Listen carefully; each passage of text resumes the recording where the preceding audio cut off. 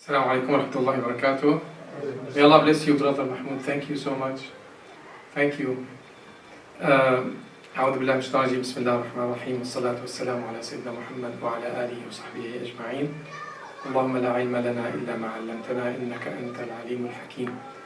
Oh Allah, teach us what is benefiting us and make us benefit from it and benefit others. Ameen ya Rabbal Alameen. Today, inshallah, we are going to discuss the very essence of our existence in the Islamic Center here of Southern California for almost 60 years now. And it's more than 60 years.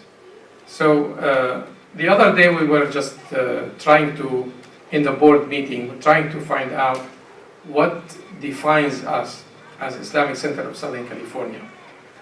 Our forefathers, or those who built the Islamic Center in many years ago, and they imagined the issues at hand when you create a movement, and wisely they drafted a mission statement. For any organization, you have to have a vision and then a mission statement.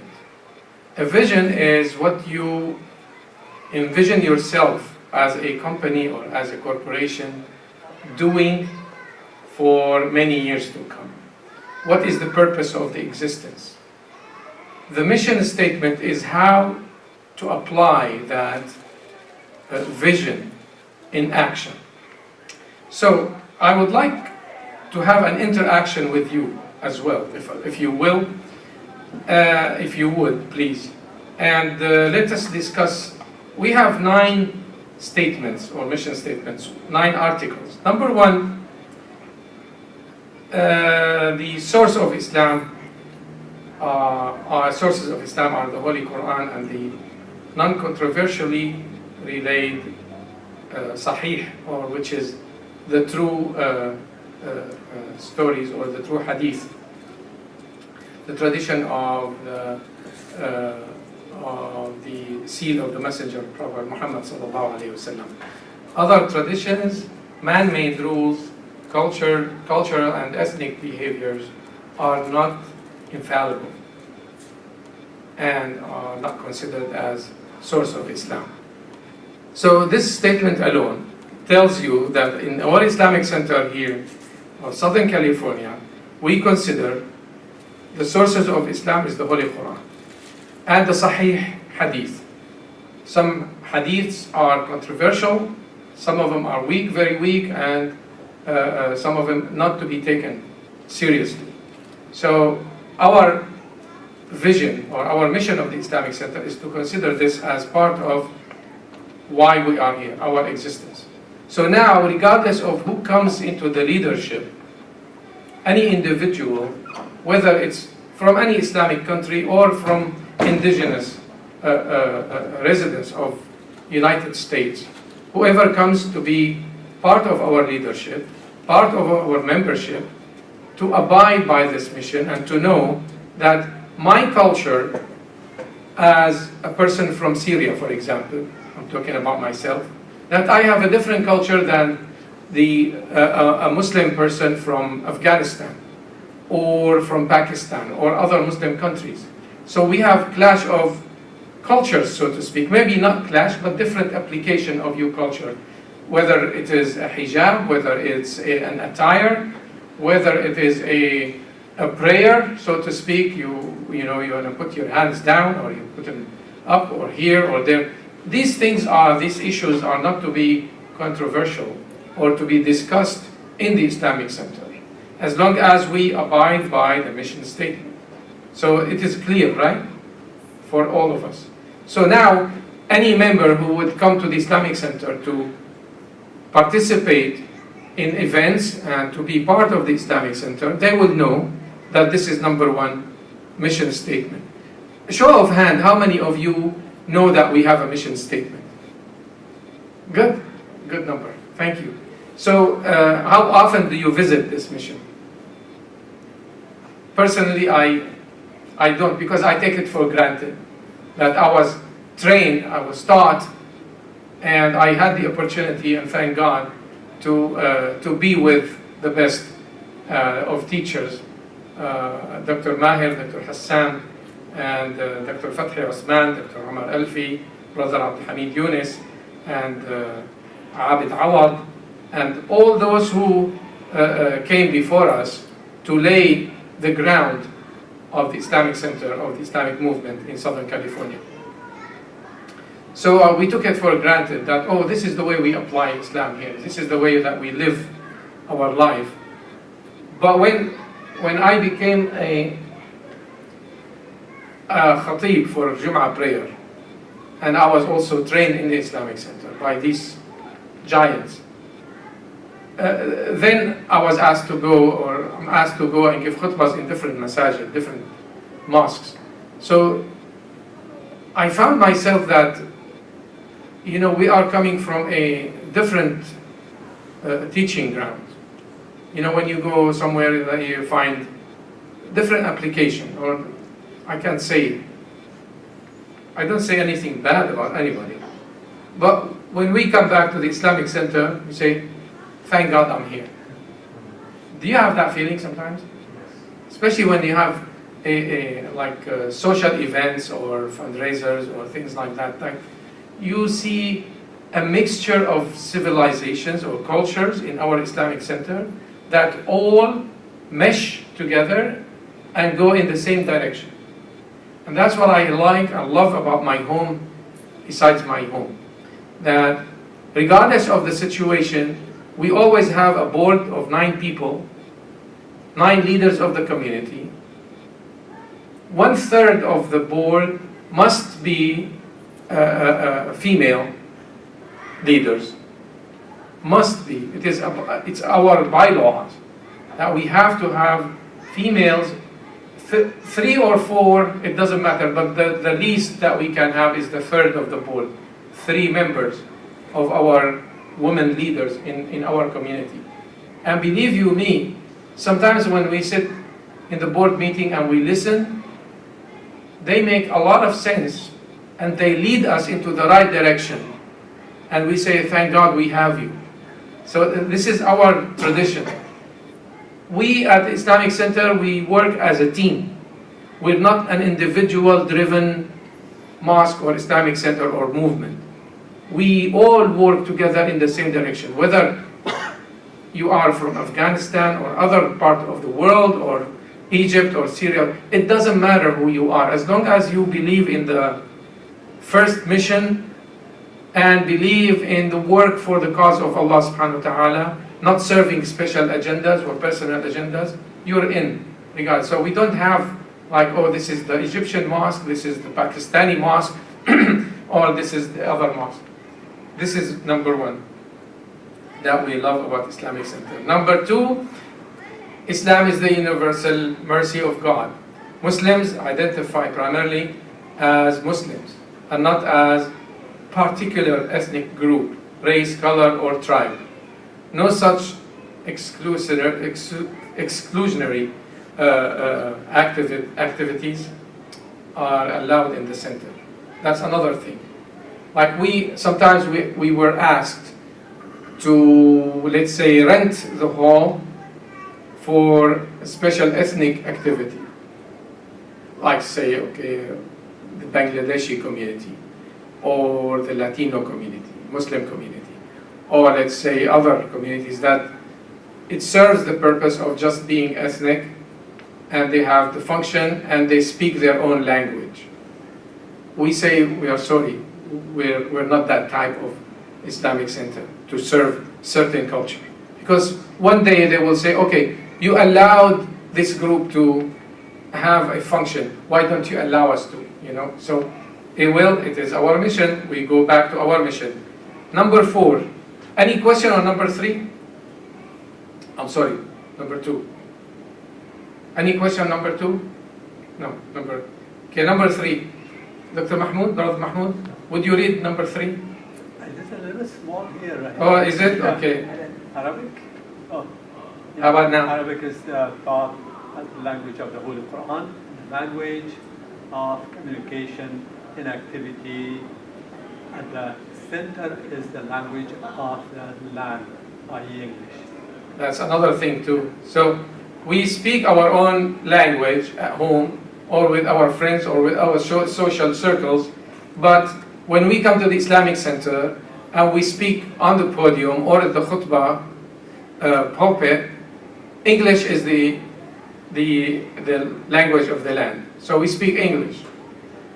I go somewhere and where the whole khutbah of Jum'ah is Arabic. Okay, how about you're excluding the people who don't speak Arabic? Why is that? Or they will do it a mix of Arabic, English, or Urdu, or sometimes. You are identified by the language of the land. We are living here, we speak English, Islamic Center language, except when it comes to the ayahs of the Quran. On the pulpit, we say only the Arabic language because Quran is revealed in the Arabic language, and we recite it as such. And our khutbah is always English, and we use the Arabic language just pertaining to the Quran. And even the hadith, when we narrate, sometimes we say it in Arabic, but it is not mandatory. When we say it in English. That's the common language for people. Any question on this? Okay, how about, yes? This is the problem in many mosques actually. Not here, I had experience in Europe. When I went there, the language is just the Turkish mosque, talking khutbah about giving khutbah in Turkish language. And I talked with them actually that it's not true because you cannot attract other communities here, especially young community, because it's only in Turkish language. Even young generation in Turkish language, they don't know that, that language. Yeah, I see. So the statement is that even when you went to Europe or some other Islamic centers, that they use their own cultural language or their own language to communicate, while some people, excluding a lot of people, do not understand, let's say, the Turkish language or other languages, or even the young generation of the same community, they don't know their native language. Yes? But I don't want to go that far to Europe, actually. In Northern California, in our community, Islamic, from Afghanistan, the mosque, there are several mosques where they speak in Farsi language. And I heard some Afghanis, they don't go in that mosque during Friday prayer. They say we go to some other mosque, they talk in English because we know otherwise we even here in North California, I said that some mosques, they give the khutbah in Persian language and people don't go Friday because they don't understand what's going on. That's right. Yeah, you're right. That's a turning a blind eye to the main thing, that you have to communicate with people, so speak the same language, right? Sayyidina Musa, when he went back to Egypt, he had the assistance of his brother Harun to just show him the area or the community to get communication with Pharaoh, because he had left for 10 years. Within 10 years, a lot of things changed. So to communicate with the people, وَمَا أَرْسَلْنَا بِرَسُولٍ إِلَّا بِلِسَانِ قَوْمِهِ. Allah subhanahu wa ta'ala said that we have not sent the messenger to his people unless speaking the same language. So how could they understand the message without understanding the language? Even if it's the best message that you're sending, if I speak in Arabic and people who do not understand, they'll be clueless, So we have to communicate. The communication is number one. So how could we communicate our services and our principles, our beliefs, if we speak a different language? Just because we have a chosen circle, that we cannot function that way in the Islamic Center. And this is the landmark of our Islamic Center. Yes? I'm not sure if it's appropriate. I just want to say that I really appreciate this particular principle, especially living in Los Angeles as a pluralistic city, and especially the fact that we're in Koreatown district, and then there's a little Bangladesh over there, so they're going to actually use Korean language or Bangladesh, because as Indonesian is a minority of minority, Muslims are a minority anyway. Yeah, So so using English, I really, really appreciate. using the English language is really appreciated because we're living in a Koreatown, and Bangladeshi communities is here, and also other cultural and ethnic groups. And Indonesian is minority of the minority. Nobody speaks that language, so English is the best to communicate. All right. So we make it applied this mission in our function in the Islamic Center. Anybody wants to read number 4? Yes? Choosing a school of thought, mazhab, is a matter of personal preference, not a policy of the center. Exactly. Choosing a school of thought or mazhab is a matter of personal preference, not a policy of the center. Like, oh yeah, you are from Pakistan, then you are a Hanafi. Okay, some school of thought Hanafi. Or if Egyptian, you are Shafi'i. Or if you are from West Africa, Moroccan or Maliki. It doesn't make any sense for people who don't know or they're not as educated about the school of thoughts. And nobody is, because it's a huge subject. Or the Ja'fari Mazhab, or how do I know? Okay, and the other day, we had a young man delivering a khutbah, not here in the Islamic Center, somewhere, and he prayed in a different way that we all used to. And I asked him, it was great, so what? He said, oh, I am a Maliki, so this is the way I pray. He said, yeah, but people behind you, they don't know what Maliki is. They're uneducated about other school of thoughts. What we do is just, what's the norm or the people that they are used to in this community, we do it the same way. That's the majority of the people think that way, because you don't want to create a drift just because you're a Shafi'i or you're a Hanafi, because all of them at the end they pour into or they take from the same source, which is the Sunnah of the Prophet ﷺ. Those scholars, may God be pleased with them, they interpreted the Sunnah and they made ijtihad. They studied and they came up with an alternative to the way of application. But it's not like, if you don't take this, you are not a Muslim. Or your salah behind you, I cannot pray behind you because you are a Shafi'i and I'm a Hanafi.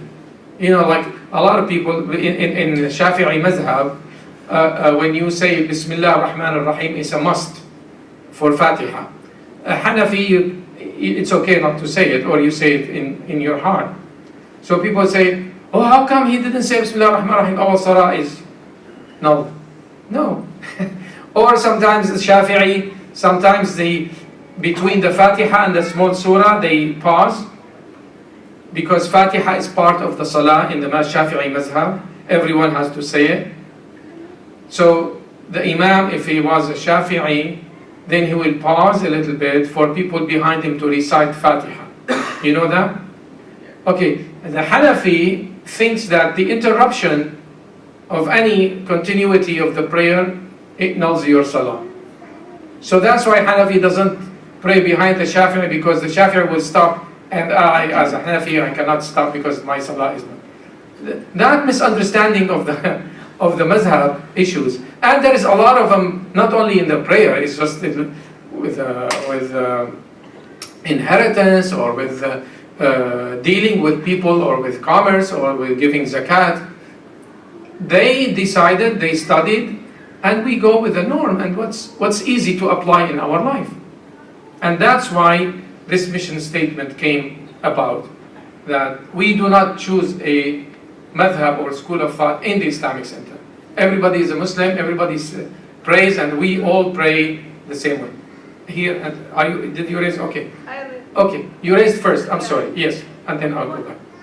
What is Maliki and Shafi? I never heard, I grew up in Islamic environment, but never heard those. Okay, the question is, what is Maliki and Shafi'i? You grew up in a different area. I grew up in only Islam. Islam. You grew up in an area when only Islam. You don't know the. To be honest with you, there is. there is nobody who would know what the complete mazhab is. There is a Shafi'i, there is a Hanafi, Maliki, and Hanbali, Imam Ahmad ibn Hanbal, and there is the Ja'fari. So these are scholars at the time they came up with ijtihad, with study of the Sunnah. And they thought this is the easier way to conduct our business, whether it's in the prayer or not. I give you an example. I'm not educated fully on all the madhabs, but I know that the Shafi'i cannot shake hand with a woman. Because if you shake hand with a woman, according to their interpretation, your wudu is null. You have to make wudu again.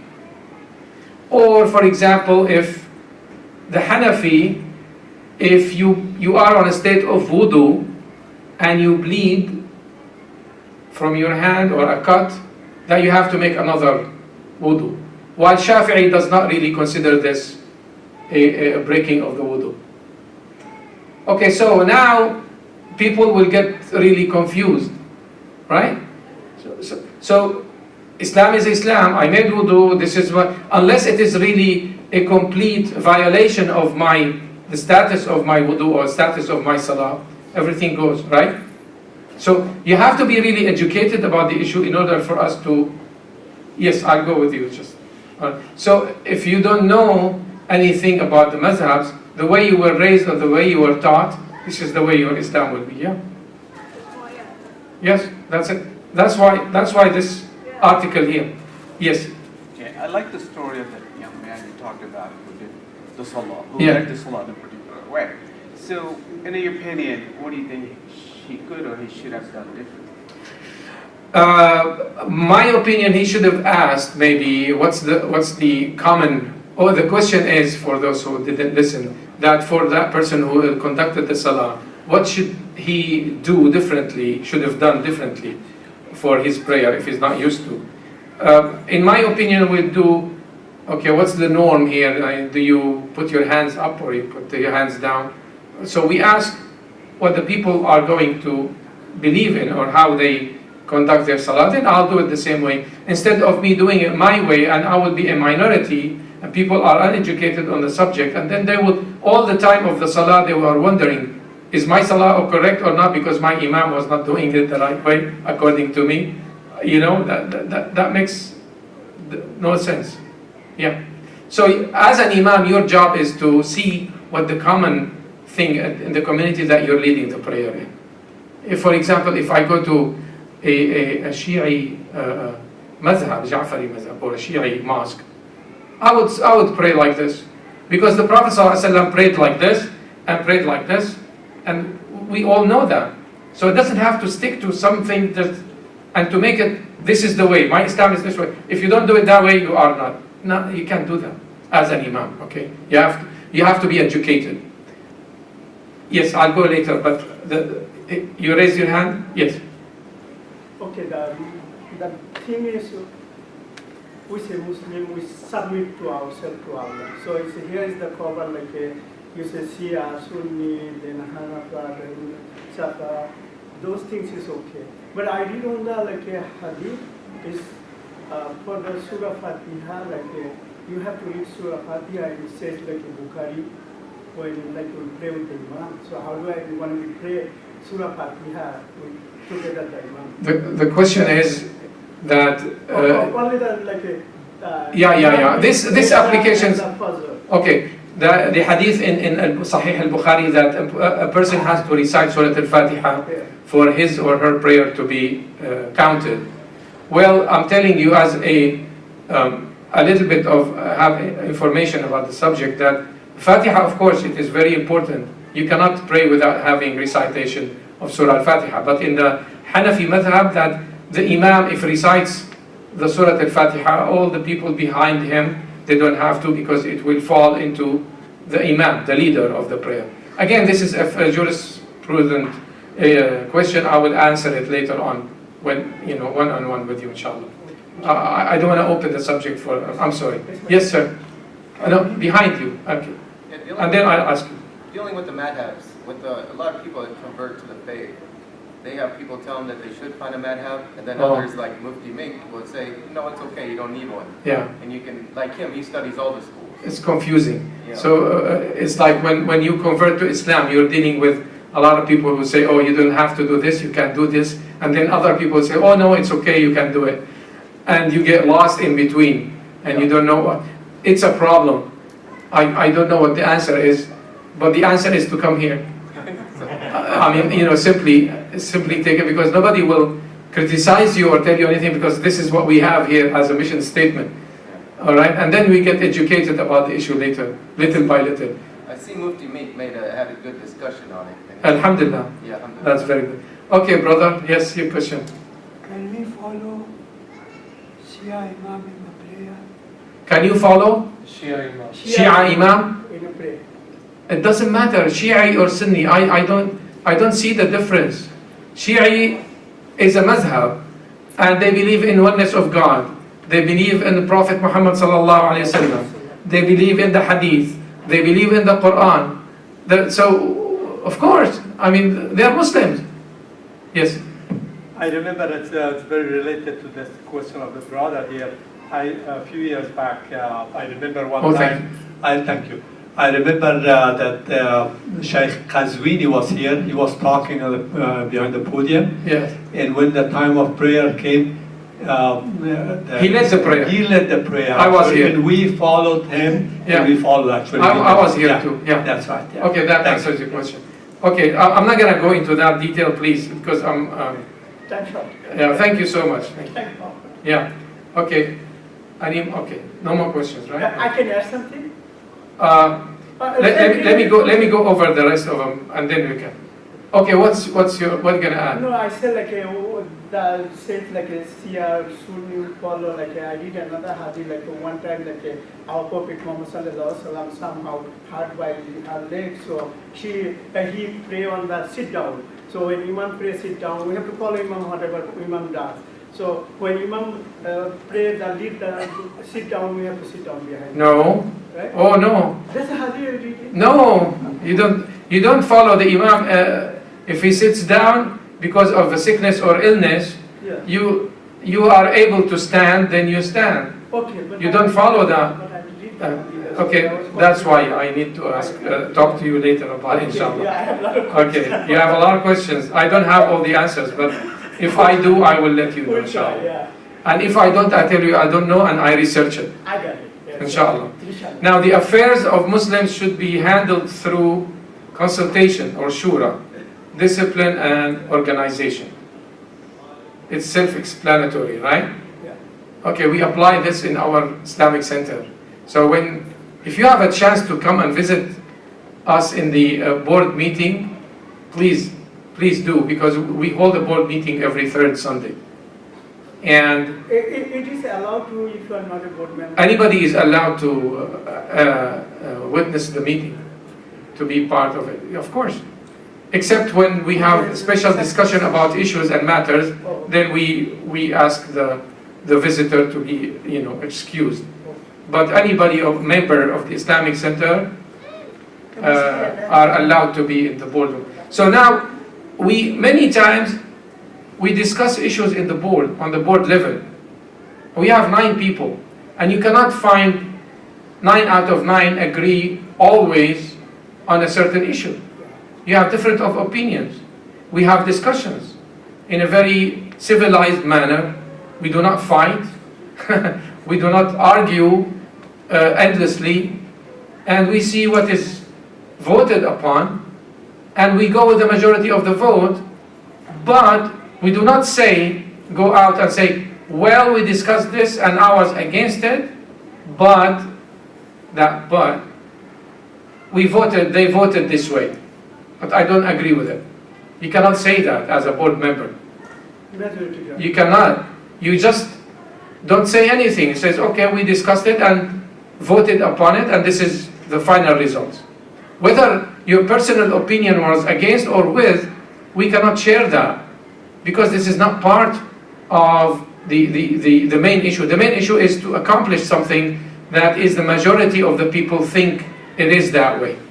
While if you go somewhere else where it is only a person that is deciding the matters, or when Ramadan is, or when Eid is, or what to do with the Taraweeh, or then it becomes chaos.